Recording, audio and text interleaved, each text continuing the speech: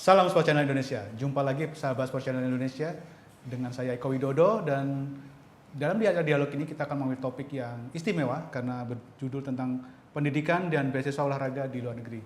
Sudah hadir dua tamu saya, dua anak muda yang punya pengalaman luar biasa di bidang mereka. Saya perkenalkan satu persatu. Di sebelah kiri saya yang perempuan, Jessica Lydia. Selamat siang Jessica. Siang. Ya, dan di sebelah kiri atlet polo air Bayu Hervianto. Selamat siang Bari. Selamat siang. Ya, Jess dan juga Bayu, bisa ceritakan kepada sahabat Sport Channel apa sih aktivitas Anda sekarang? Jadi kita ini ex-national athlete ya, jadi udah pensiun lah kesannya. Jadi kita dulunya, kalau saya dulu main golf untuk national team juga, dan Bayu dulu main water polo. Dan dia juga menang silver medal ya last year di SEA Games melalui water polo. Dan kita sekarang di Edit Sport, sports management company. Jadi sekarang kita fokus untuk membantu junior athlete dan mendorong mereka, encourage mereka untuk mungkin menempuh jalur yang sama dan berprestasi melalui olahraga mereka gitu. Bayu? Iya, kita juga di Edit Sport ini kita bantuin atlet-atlet, junior atlet untuk dapetin kesempatan ngelakuin apa yang mereka suka itu setiap hari, itu yang namanya olahraga mereka, dan belajar dapat kuliah di luar negeri seperti itu. Jessica, apa sih yang Anda dapatkan dengan pelajaran-pelajaran apa saja yang Anda peroleh ketika menjadi atlet, kemudian dapat pengalaman sekolah ke luar negeri? Mungkin bisa ceritakan? Mungkin pelajaran yang sebagai atlet sudah pasti itu mesti hal yang nggak mudah ya. Apalagi kan dulu juga kita sekolah. Jadi kita juga harus pinter banget mengatur waktu gitu loh. Sekolah, latihan, kompetisi segala macam. Jadi sudah pasti dari segi time management itu kita sangat terasah kemampuannya. Dan juga dari segi olahraga sendiri itu bantu membangun kita, develop kita dalam segi emosi, mental, dan social aspect. Karena apa ya, karena namanya olahraga kita harus sportif, kita juga harus berani bicara mungkin depan orang atau berani berkompetisi. Jadi itu aspek-aspek yang terasah melalui olahraga dan mungkin nggak bisa kita dapatkan kalau misalnya kita cuma regular student dalam sekolah biasa aja. Dan buat saya sendiri juga bisa ngomong untuk Bayu di sini, karena kita juga national athlete, jadi kita juga memang terasah kemampuannya dan belajar banyak tentang gimana sih main buat negara kita loh, gimana sih kita bisa bantu membanggakan negara kita. Berarti Anda sekolahnya di SMA ya levelnya? Iya, kalau saya homeschool. Saya SMA-nya di Jatinegara, SMA 54. Jadi emang waktu itu awalnya saya mulai water polo itu di kelas 3 SMP. Jadi tapi baru mulai seriusnya itu di 1 SMA. Kelas 10 ya kalau sekarang bilangnya. Jadi setelah SMA saya mutusin buat kuliah di luar. Jadi saya cari jalur buat cari beasiswa atau cari kuliah di Amerika. Nah, saya kebetulan dapat terpilih sebagai kandidat untuk dapat beasiswa di salah satu universitas di Amerika melalui jalur atlet polo air ini. Di mana kalau boleh tahu? Di Missouri, nama universitasnya Lindenwood University. Kalau Jessica? Saya dulu melalui golf saya dapat beasiswa juga di University of Richmond di Virginia. Karena kalau saya dengar pernah Jessica bahasa Inggrisnya lebih fluently daripada bahasa Indonesianya. Kalau jawab kayak bahasa Inggris nggak apa-apa juga sih. Terus Bayu, ketika Anda terus dari SMA di Indonesia terus sekolah ke luar negeri, ada adjustment apa yang mesti dilakukan? Adjustment yang pasti jauh dari orang tua dan keluarga. Culture-nya juga pasti beda kan di Indonesia sama Amerika, tapi semuanya itu overtime kita makin lama makin satu bisa adjust sendirinya itu. Culture shock pasti ada, tapi nggak yang gimana lah, karena semuanya di sana juga nggak ada yang mungkin terlalu ekstrim atau seperti apa. Yang pasti kita kalau setiap harinya kita jalanin sungguh-sungguh, nanti kebiasa itu setiap hari, dan udah kebiasa sendiri, nah ya jalin aja terus gitu. Ya, Jess, kamu tadi katakan homeschooling ya, terakhir bisa sekolah. Berarti jauh lebih mandiri mungkin. Bisa diceritakan ke sahabat Sports Channel. Jadi maksudnya homeschooling itu dulu pas tahun saya ya, itu mungkin sekitar kira-kira 10 tahun lalu saya mutusin homeschooling itu pas lagi kelas mau masuk satu SMA. Itu mungkin sesuatu konsep yang baru ya di Indonesia, di Jakarta pun sistem homeschooling, karena orang mikirnya homeschooling apa sih, kayak nggak jelas kan prosesnya gimana, programnya kayak gimana. Jadi itu memang mendorong saya untuk sangat-sangat bertanggung jawab untuk schedule saya sih. Jadi kan karena homeschooling kayak kesannya ada kebebasan kan. Kalau misalnya mandiri sebenarnya. betul, kalau misalnya nggak orang yang nggak mandiri dan orang yang nggak bertanggung jawab, kesannya kayak liburan tiap hari gitu. Ya memang libur tiap hari ya. Karena memang libur tiap hari. Dibandingkan dengan Ayu yang harus betul. sesuai dengan kurikulumnya. Iya. Kan kurikulumnya lebih terserah kita sendiri kan. Jadi memang harus ada tanggung jawab lah bahwa kita nih sekolah loh di rumah, bukan nggak cuma liburan nggak ada tujuan gitu. Dan memang kebetulan karena olahraga saya golf, dan golf itu memang memakan waktu yang lama ya, dari pagi sampai sore main golf. Jadi memang saya memutuskan homeschooling juga karena itu, karena mulai golf saya telat dan saya memang mau fokus menekuni golf untuk mungkin main buat PON atau timnas dulunya, tujuannya itu. Jadi saya memang memutuskan untuk homeschooling untuk fokus di golf lah. Tercapai nggak tujuannya main di nasional ataupun di PON levelnya? Iya tercapai. Saya main ASEAN School Games and main Santi Cup, kayak mewakili Indonesia main sekitar ASEAN. Tapi mungkin yang kalau misalnya saya bisa kasih tips gitu ya buat junior atlet, mungkin sebaiknya nggak usah homeschooling sebetulnya.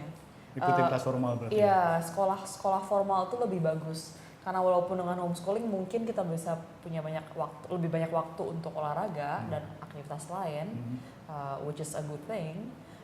Tapi karena homeschooling ini memang di rumah kesannya nggak sekolah dan belajar sendiri, nanti akan ada kayak kesannya ada barrier ya? Ada barrier dan nggak terbiasa lah dengan nanti sistem sekolah lagi. Nanti kalau misalnya kuliah kayak bingung nih, udah lama nggak ke kelas, sekarang harus ke kelas. Bener nggak Mbak gitu. yang dikatakan oleh Jessica tadi? Benar. Iya. Jadi mendingan ikut pelajaran yang formal. Ya, formal sekolah. Dan juga karena mungkin kalau di homeschooling ini kesannya kan belajarnya cuma yang kayak seenaknya sendiri, mau belajar tentang apa, fokusnya pilihan yang emang pilihan pelajaran ini aja Sementara pelajaran-pelajaran yang di sekolah formal itu kepake semua. Kepake semua nanti untuk persiapan masuk ke universitas. Gitu. Dan juga mungkin dari segi aspek perkembangan sosial itu yang kurang didapatkan kalau misalnya homeschool, karena kan cuma sendiri, nggak ada interaksi dengan orang-orang.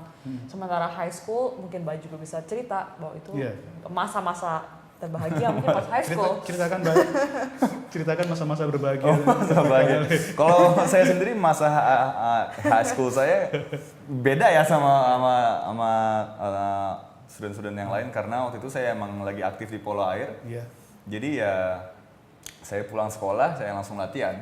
Sorry saya potong, berapa jam tiap hari nyemplung di kolam? Kira-kira 3 jam, 2-3 jam. Dari pagi? Enggak, pagi, waktu sore? SMA ya itu saya sore doang. Jadi habis selesai sekolah langsung ke Senayan, waktu itu cuma latihan di Senayan adanya. Latihan jam 6, jadi jam 3 langsung ke Senayan. Di jalan itu saya pakai waktunya buat istirahat, buat tidur atau ngerjain PR atau belajar. Nanti sambil nunggu latihan pun saya sempetin mungkin ngerjain PR atau ngerjain tugas, biar nanti sampai rumah itu tinggal makan terus tidur. Jadi cycle-nya kayak gitu terus. Gak dibanding sama orang tua kan, orang tua kalau ngeliat anaknya main air, ini maka malah 3 jam tiap hari nyebur di air gitu. Waktu itu dulu nenek saya yang bilang, kok malam-malam berenang ya? Nggak, tapi mereka dukung saya untuk lakuin polo air ini, walaupun mereka nggak ada yang paksa saya buat menekuni olahraga ini, karena mereka sendiri ya bangga lah kalau saya misalnya menang, saya ngelakuin nama bangsa. Dan mereka juga dari awal mereka kasih tahu saya kalau jadi atlet itu nantinya di pekerjaan, nanti cari kerja itu akan lebih dicari karena atlet itu punya sifat yang hardworking. Kita punya teamworknya bagus, terus mentalnya juga bagus gitu. Jadi disiplinnya juga terbentuk dari kecil gitu. Dan jadi nanti di depannya future-nya kita dapat kerjanya lebih. Jadi disupport ya sama orang tua. Support, mereka support sekali. Kalau kamu Jess, tapi sebentar dulu, nanti dijawab di segmen kedua. Jadi sahabat Sport Channel, kita akan melanjutkan dialog kita tentang pendidikan dan beasiswa olahraga di luar negeri setelah pesan-pesan berikut ini. Jangan kemana-mana, tetaplah di Sports Channel Indonesia.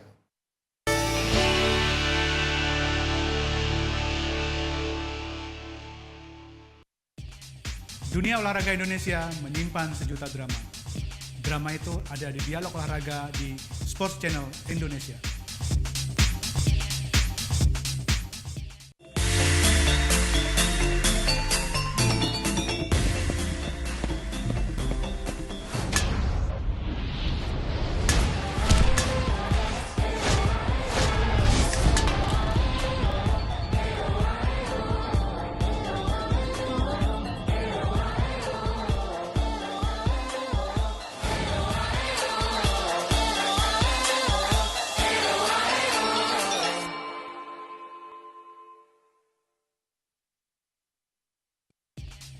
Dunia olahraga Indonesia menyimpan sejuta drama. Drama itu ada di Dialog Olahraga di Sports Channel Indonesia.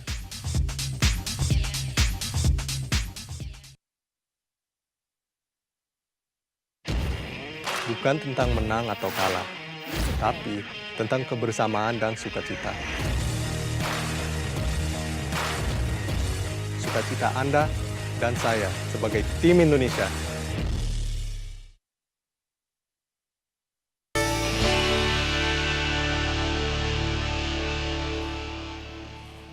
Masih dalam acara Dialog Olahraga bersama dua tamu hebat saya, Jessica Lydia dan Bayu Hervianto. Kita membicarakan pendidikan dan beasiswa olahraga di luar negeri. Jess, tadi Bayu udah menjelaskan bahwa dia orang tuanya malah disuruh nyemplung loh, kok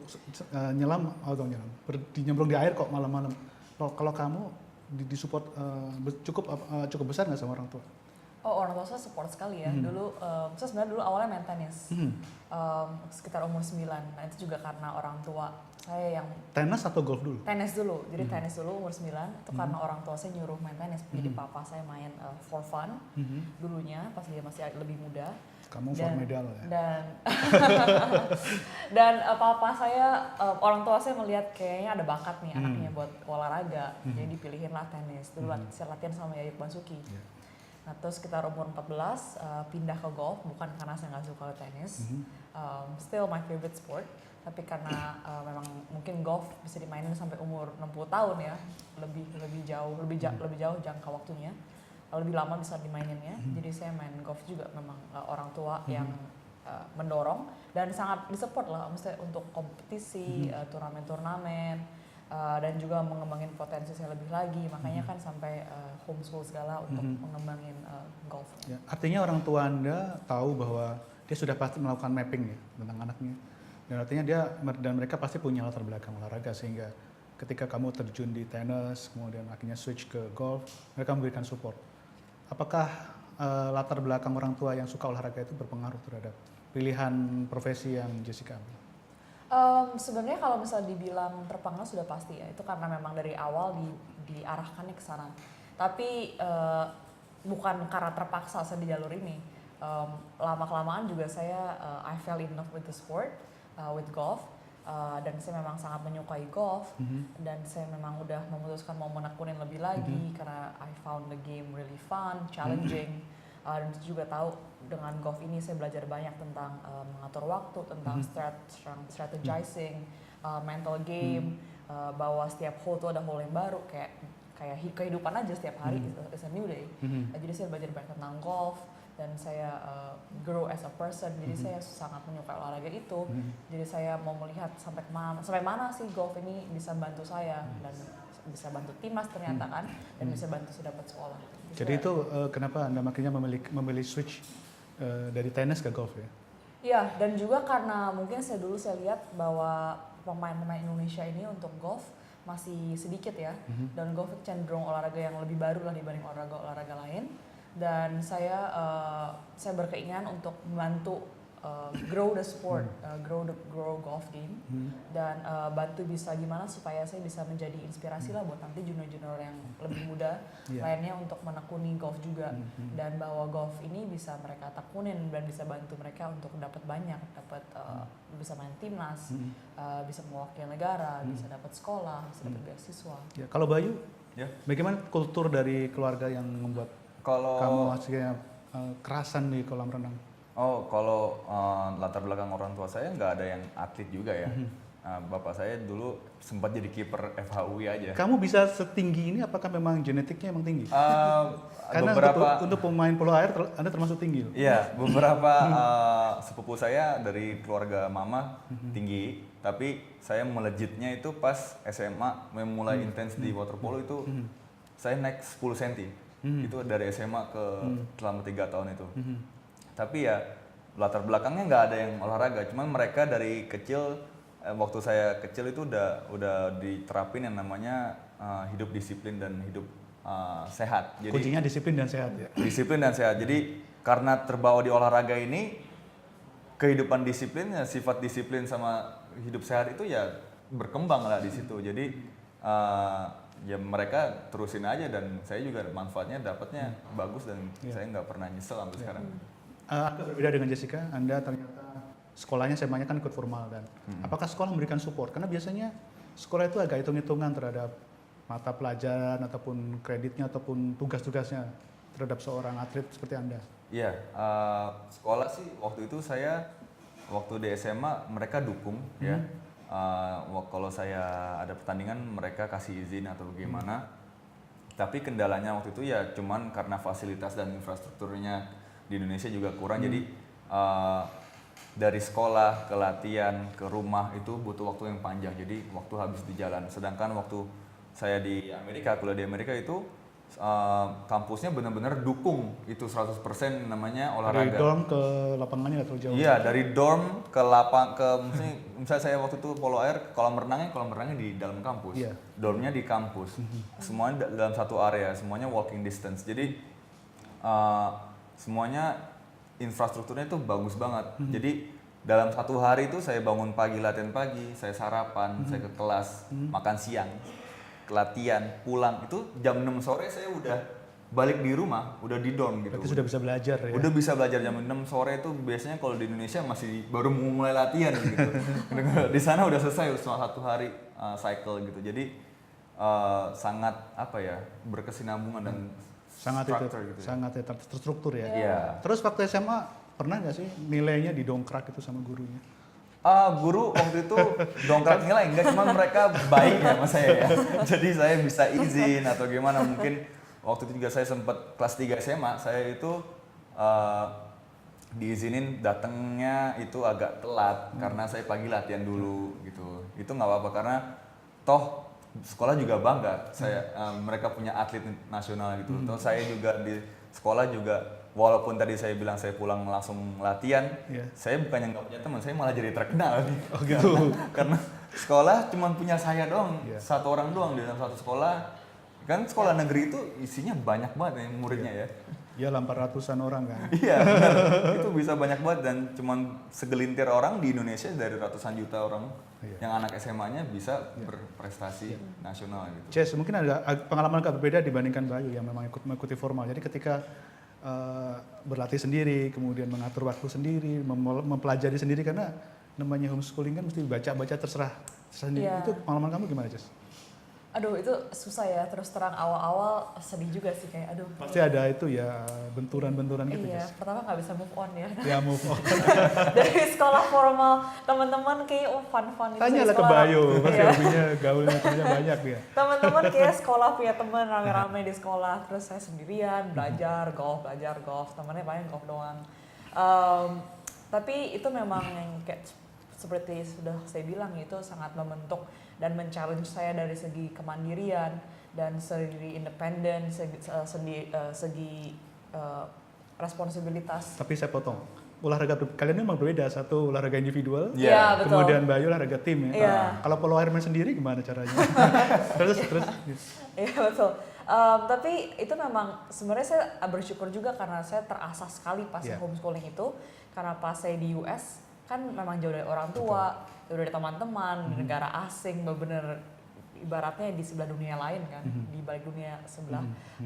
Itu sendiri juga. Jadi karena tapi sudah terbiasa dari homeschooling saya mandiri, segala macam. Jadi saya udah kayak adjustmentnya lebih gampang lah dari segi situ.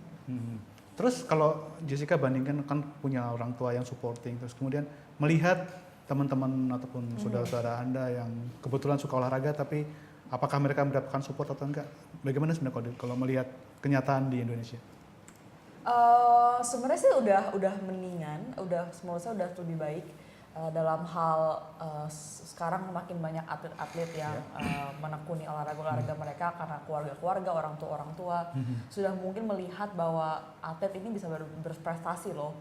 Kan mungkin sebelumnya ada negative image ya, being an athlete, kesannya kayak nggak teredukasi lah atau apa. Sebenarnya gimana? Teredukasi nggak sih? Teredukasi sudah pastinya. Kan apalagi ada jalur yang college sport ini kan untuk olahraga dan juga belajar kuliah seperti biasa like normal students di US kan. Jadi bisa menekuni dua-duanya sampai lanjut terus sampai nanti lulus kuliah. Tapi memang mungkin kecenderungannya sampai sekarang masih ada dua ekstrim ya, antara memang olahraganya bagus sekali tapi memang putus sekolah, atau akademiknya bagus, olahraga biasa-biasa aja tapi orang tua mikir buat apa olahraga, akademiknya terganggu, jadi olahraga berhentiin aja deh, jadi kita fokus sekolah aja. Jadi yang benar apa sebenarnya, olahraga bagus atau akademik bagus? Nah, nanti kalian jawab di segmen ketiga. Sahabat Sports Channel, tetaplah di acara dialog kami, di segmen ketiga nanti kami akan kembali.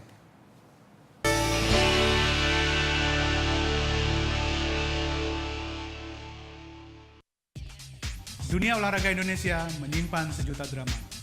Drama itu ada di Dialog Olahraga di Sports Channel Indonesia.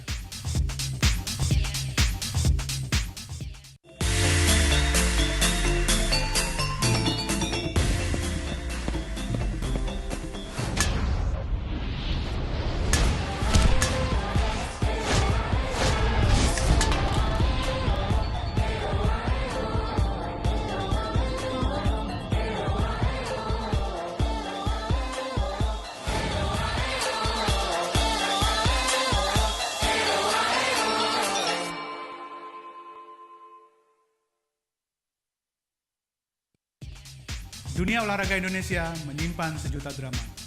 Drama itu ada di Dialog Olahraga di Sports Channel Indonesia.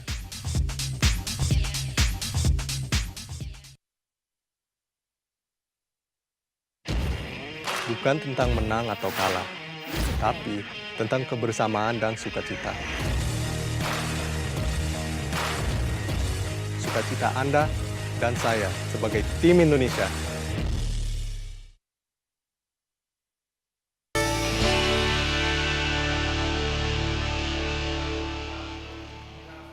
Masih dalam acara Dialog Olahraga dengan judul Pendidikan dan Beasiswa Olahraga di Luar Negeri bersama dua tamu saya, Jessica Lydia dan Bayu Hervianto. Bayu dan juga Jessica, tadi sempat saya tanyakan sebenarnya penting yang bagus mana sih? Akademik atau olahraga? Jessica dulu. Dua-duanya ya kalau bisa saya bilang. Karena kalau misal olahraga saja mungkin memang bisa lanjutnya ke masuk profesional. Dan saya juga dulu sempat main profesional. Tapi downside-nya mungkin ada pertanyaan sampai kapan bisa main olahraga itu? Bisa lanjut terus menjadi profesional atau main olahraga? Gimana pun juga main olahraga pasti ada batas waktunya dong. Kalau sudah makanan tua aja juga, ada kadaluarsanya. Betul. Kalau misalnya sudah tua gimana? Sejago-jagonya udah nggak bisa lari juga susah ya. Kalau main golf Nick Faldo sudah tua pasti. Iya, tapi tetap aja kan fisiknya akan kurang. Dan saya juga waktu itu karena cedera sebenarnya, jadi saya berhenti total karena sama sekali udah nggak bisa main golf lagi. Dan kalau dibayangin, wah untung aja saya punya edukasi, background education kan. Kalau nggak, saya juga bingung mau ngapain nih, udah nggak bisa olahraga lagi. Kalau Bayu? Saya sama jawabannya pasti nggak nih, karena Lu jangan sama loh. Oh, nggak boleh sama ya. Jadi kalau menurut saya pribadi jadi atlet dan jadi murid itu sama pentingnya. Karena jadi atlet itu bisa ngembangin yang namanya mental, disiplin segala macam. Sedangkan jadi murid untuk future-nya kedepannya kita bisa dapat kerjaan atau gimana. Jadi kalau emang bagus banget jadi atlet dan tujuannya emang jadi pro, kejar terus. Dan tapi kalau harus dipikir lagi, nanti kalau kayak Jessica tadi cedera, terus mau ngapain kalau nggak bisa terusin. Untung dia punya edukasi. Untungnya punya edukasi. Jadi itulah yang kita mau kasih tahu di sini kalau dua-duanya itu bisa jalan bareng dan kita mau clear misconception di Indonesia kalau harus pilih salah satu karena yang kebanyakan orang tua di Indonesia ya begitu, pilih salah satu, dan kita mau kasih tahu kalau pilih dua-duanya itu bisa. Dua-duanya itu bisa dan berarti ada jalannya. Ada jalannya, terus mungkin lewat Edit Sport. Mungkin bisa ceritakan Edit Sport itu apa sebenarnya? Jadi Edit Sport itu sports management company. Jadi kita bantu junior atlet mengembangkan potensi mereka lebih lagi dalam hal olahraga dan education actually. Jadi untuk melakukan dua-duanya terus sama nanti ke tingkat college sport. Jadi college sport ini jadi tingkat universitas, adanya di Amerika. Jadi masuk sebagai student juga seperti biasa, ngambil kelas, ngambil degree. Saya dulu study finance, bio marketing. Bio marketing. Ya, jadi sekolah biasa masih, tapi di luar ambil kita kelas, di luar kita belajar, kita main untuk tim sekolah kita. Dan itu kita compete dengan tim-tim lain. Gitu. Dan dari Edit Sport ini kita bantu untuk atlet untuk mendorong mereka untuk melalui jalur ini loh, bahwa dua-duanya bisa dilakukan dan maksudnya melakukan dua-duanya akademik dan olahraga ini jalur yang mungkin menurut kita pilihan yang terbaik ya, karena gimana pun juga kalau misalnya apply sekolah cuma melalui jalur akademik nggak ada background olahraga itu juga susah kan, karena semua orang pintar. Dan mungkin sahabat Sport Channel juga pengen tahu kalau misalnya saya pengen sekolah kayak Bayu misalnya, prestasi di nasional kemudian juga bisa dapat degree di bidang marketing, itu sebenarnya itu dapat beasiswa atau gimana sih caranya, Bayu? Ya, yang pasti sekolah-sekolah di Amerika itu mereka merekrut, dan mereka karena punya fund, mereka itu punya modal yang besar, itu mereka secara aktif setiap tahun mereka ngerekrut atlet-atlet di seluruh dunia untuk main di tim mereka. Jadi, termasuk di Indonesia ya berarti ada? Termasuk di Indonesia, ya. Kita di beberapa atlet Indonesia juga ada yang pernah ke luar negeri ya, di Richa Sambera tahu ya. Ada Albert Sutanto, Felix Sutanto. Mereka juga seperti itu, mereka direkrut karena pelatih-pelatih dari sana juga mau timnya bagus gitu kan.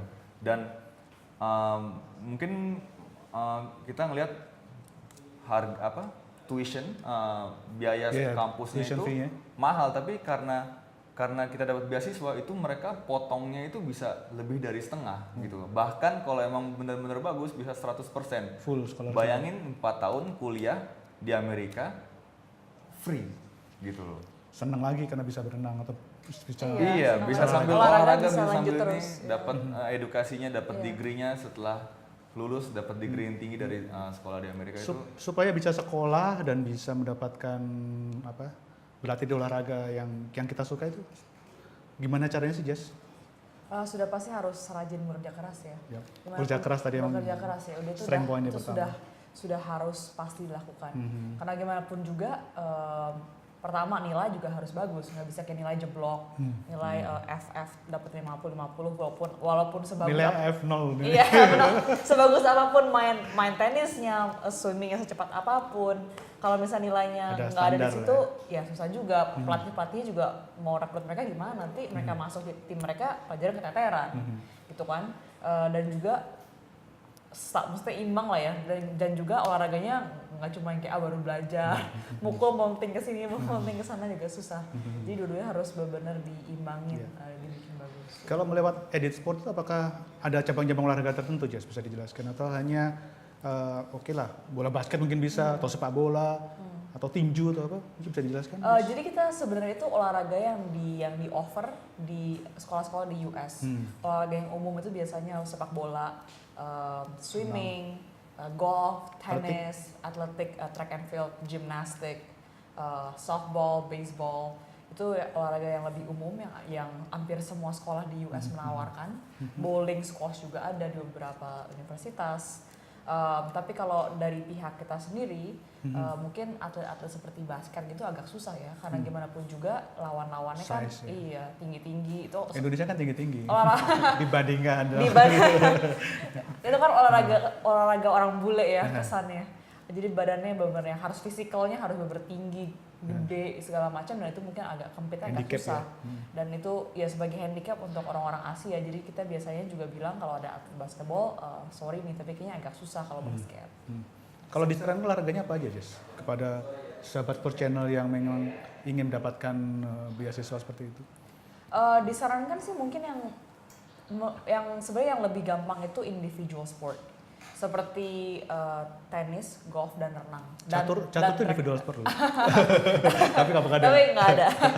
Dan track and field, Yeah. gimnastik itu karena bukan hanya itu individual sport, jadi lebih gampang untuk pelatih melihat kemampuannya, tapi ada statistik kan. Statistik dengan jelas gitu loh, mukulnya seberapa bagus, menang kalahnya berapa kali. Ada indikatornya Iya jelas. betul, ada indikator yang jelas. Kayak swimming waktunya berapa. Kalau olahraga seperti polo air, sepak bola, baseball, softball itu agak susah karena itu team sport. Sepak bola berapa banyak dapat bolanya, berapa banyak gitu kan. Kecuali kiper dan striker mungkin statistiknya banyak. Kalau back, left winger, aduh itu lebih susah ya untuk dapat datanya. Ya. Bayu, sebagai anak ataupun ya sebagai atlet, student atlet juga lah yang Anda dari SMA umum kemudian bisa sekolah di luar negeri dan Anda lulus mendapatkan gelar, Anda menguasai gelar di bidang marketing. Apa sih sebenarnya tip Anda untuk para sahabat Sports Channel mungkin yang ingin meniru langkah seorang Bayu? Yang pasti harus punya passion. Passion itu penting banget biar kita Passion ya. passion.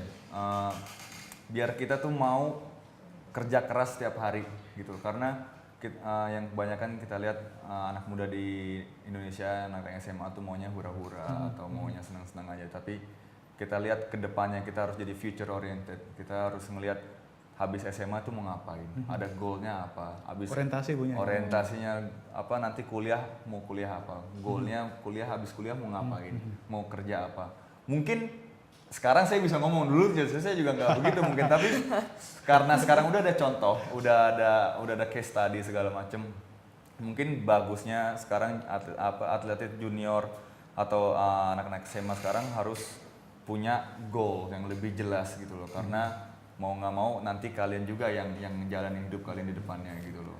Oke, sekalian kebetulan waktunya juga udah habis, memberikan closing statement atau simpulan dari Anda. Yang pasti harus jangan berhenti bermimpi ya, dream big. Kita harus punya cita-cita yang tinggi dan kita harus get working. Jadi harus mulai take a step. Jadi jangan cuma bermimpi dan diem aja. Jadi harus bangun, go for it gitu. Kalau bangun nggak bermimpi dong.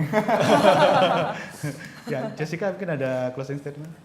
Mungkin mirip Bayu ya, ini harus dream big, ini sangat penting menurut saya.